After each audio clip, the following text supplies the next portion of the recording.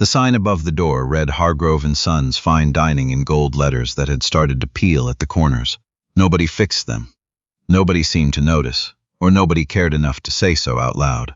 The man who pushed through that door on a Tuesday morning in late October didn't look like much.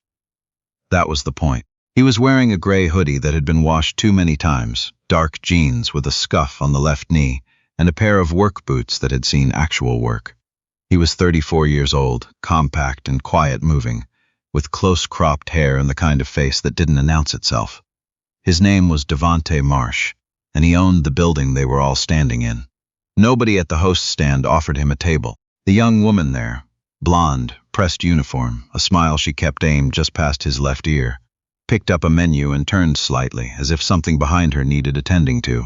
A couple in business casual walked through the door 90 seconds later. She turned back immediately, smiled wide, and said, "Good morning, welcome to Hargrove, right this way." Devonte watched this. He didn't move toward the stand. He stepped to the side, near the coat hooks, and he watched. He had bought Hargrove Sons 14 months ago, quietly, through a holding company whose name meant nothing to the general public. The previous owners had needed to sell fast, and he had the liquidity to move. He hadn't changed the name. He'd kept the original staff, the original menu, the original everything, because what he bought wasn't the decor or the recipe book. He bought the location, the reputation, the 40-year history of a place that people in this city trusted. And then he'd gotten busy with 3 other properties and left Hargrove to run itself, under the general manager he'd inherited with the sale. That general manager's name was Fletcher Gould. Devonte had heard things, small things at first, a line cook who quit without notice, a server who filed a complaint that went nowhere, a review on a hospitality industry board that used the word hostile 3 times in one paragraph. He'd told himself those were noise. Every restaurant had noise. Then the quarterly numbers came back, and the food cost variance was 15% above projection for the second time running, and he'd stopped telling himself anything and started listening. He got himself a table eventually, a 2-top near the service station, not the window seat the host had offered the couple in blazers. He sat down and he opened the menu and he waited. It took 11 minutes for anyone to acknowledge him. The server who came over was young, maybe 22, with the particular exhaustion of someone who has been running double shifts for too long. Her name tag said Cora. She didn't make eye contact right away when she arrived, but when she finally did, something shifted in her expression. Not pity, not recognition, just a kind of professional recalibration. "Good morning, sir. Can I start you with coffee or juice?" "Coffee," Devonte said. "Black, and I'll take a minute with the menu."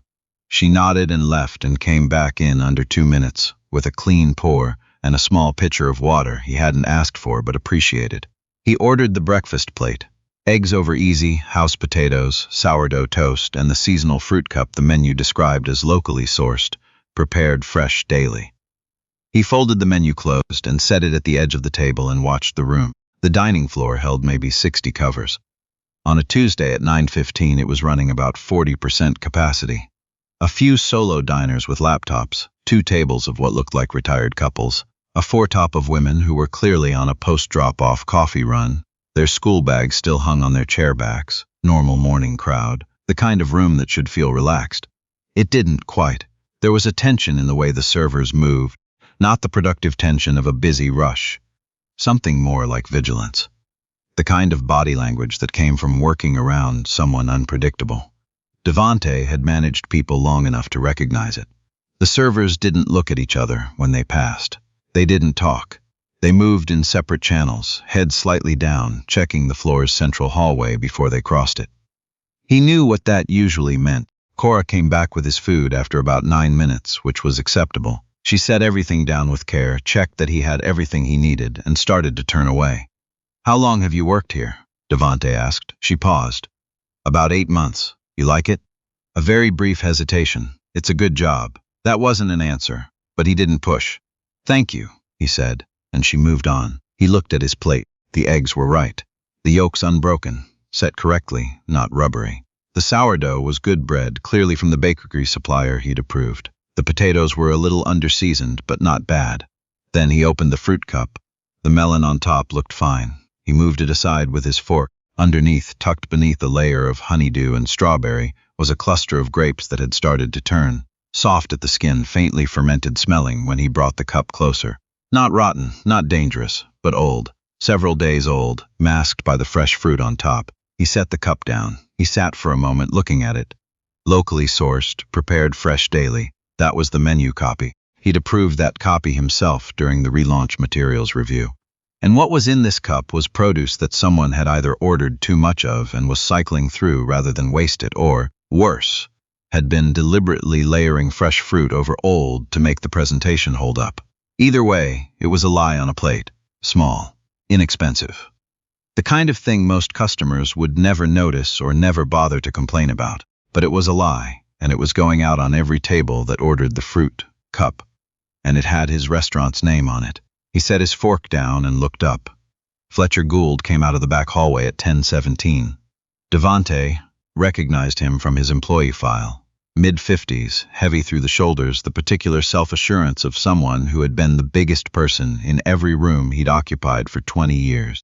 He was wearing a manager's apron over a button-down, holding a clipboard, moving through the room with the ease of someone who felt fully in charge. He passed within 4 feet of Devonte's table without looking at it. He stopped at the foretop of women, however, and turned on a smile that didn't reach past his cheekbones. "Ladies, everything coming out to your satisfaction?" One of them said yes, and he nodded and moved on, stopping again at a two-top near the window. An older white couple, to ask the same question with the same clipboard in hand authority. He did not stop at Devonte's table. Devonte watched him make a full circuit of the floor without making eye contact with him once. Then Fletcher walked back to the service hallway. On the way, he passed Cora, who was resetting a recently vacated table.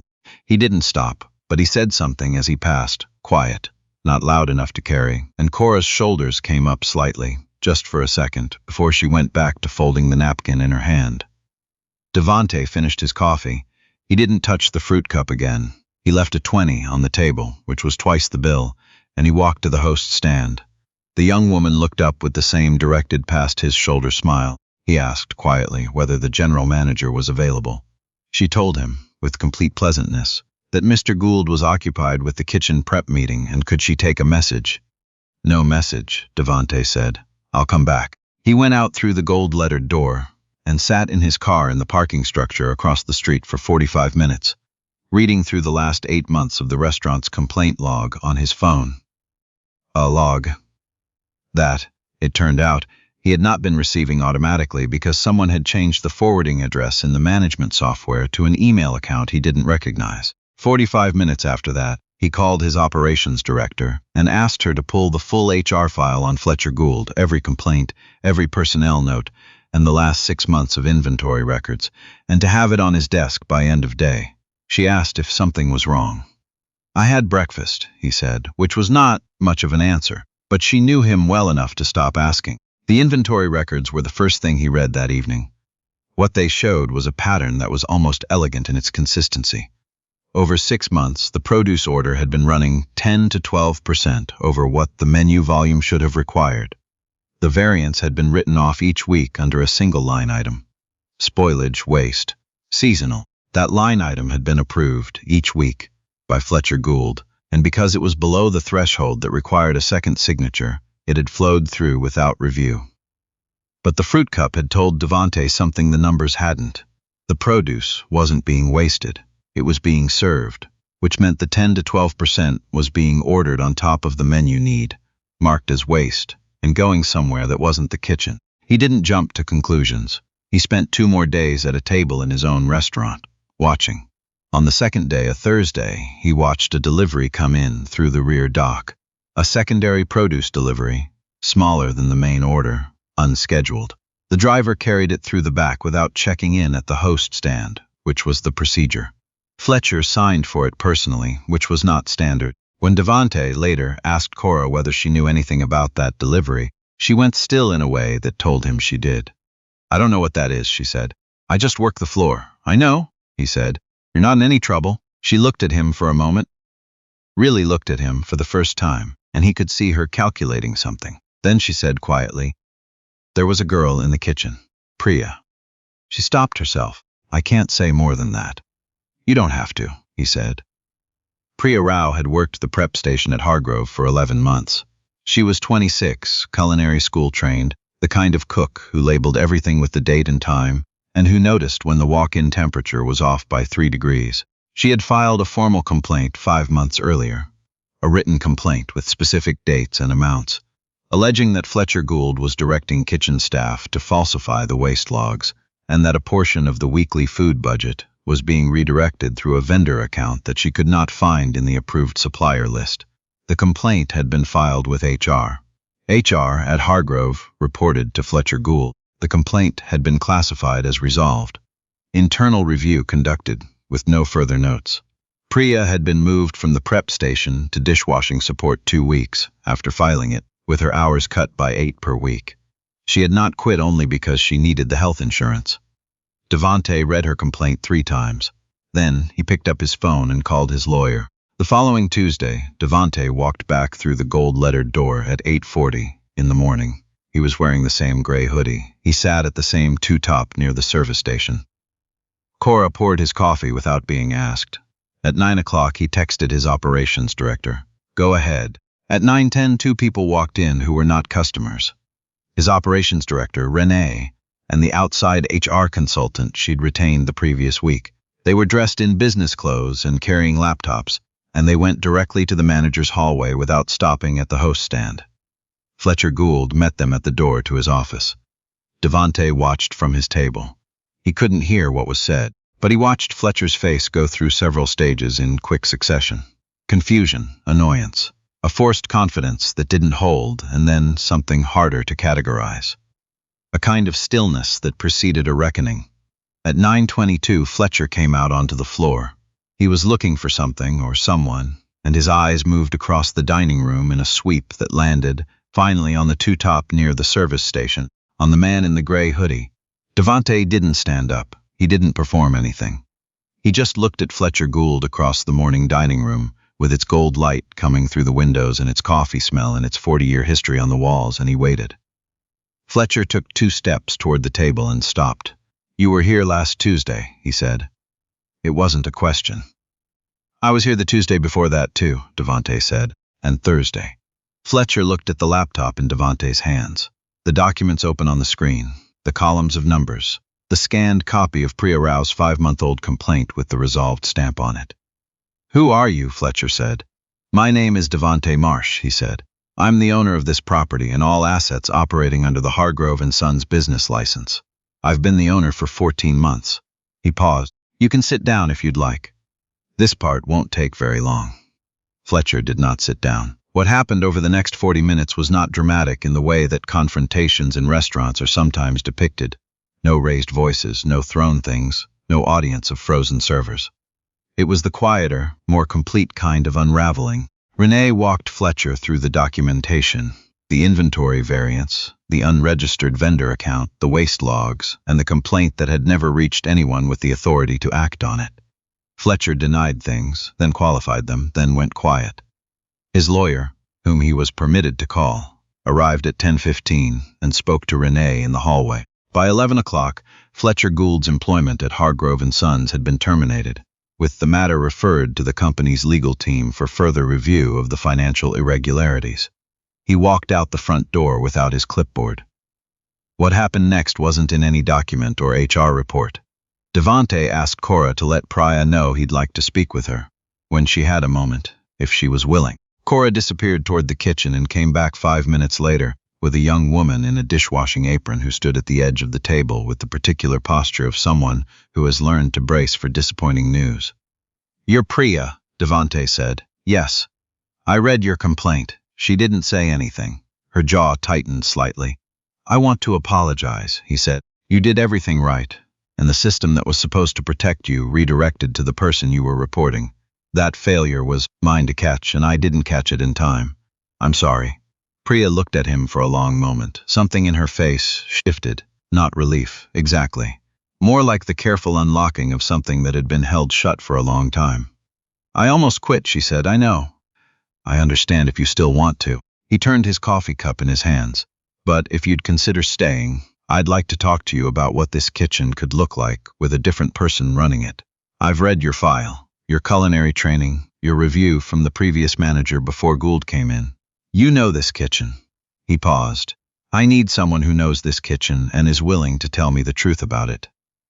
Priya was quiet for a moment. The fruit cup, she said. What? That's what you found first, isn't it? The fruit cup.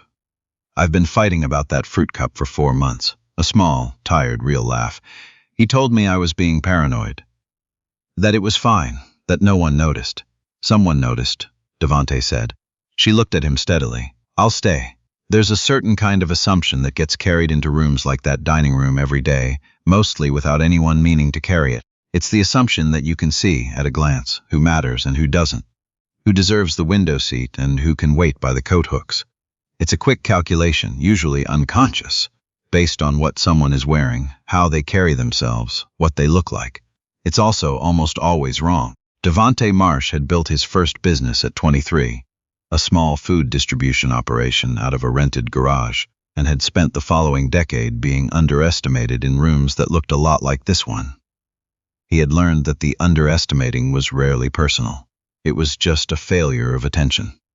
People looked at the surface and stopped looking. The cost of that failure in rooms like this one was paid by people like Priya, the ones who filed the complaint and got moved to dishwashing, the ones who knew something was wrong and had no one to tell it to who had the power to act. That was the thing worth remembering. Not the unmasking. Not the moment Fletcher Gould went still in the hallway or walked out without his clipboard. The thing worth remembering was the woman in the dishwashing apron who almost quit. The ones who almost quit are always the ones you can least afford to lose. Cora brought a fresh cup of coffee without being asked and set it down without a word, and the morning went on, and the gold letters above the door peeled a little at the corners, and Devonte made a note to have them fixed.